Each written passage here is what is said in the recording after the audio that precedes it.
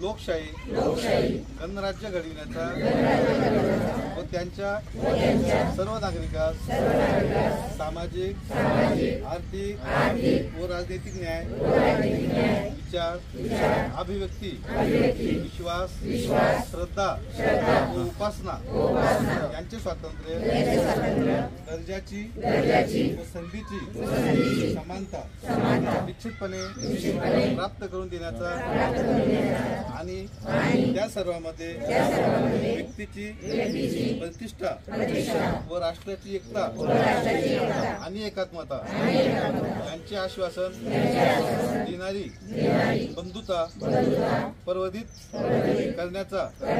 संकल्पपूर्वक निर्धार करून आमच्या संविधान सभेत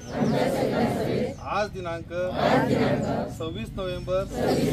1949 रोजी याद्वारे हे संविधान अंगीकृत आणि अधिनियमित करून स्वतः प्रत अर्पण करत आहोत।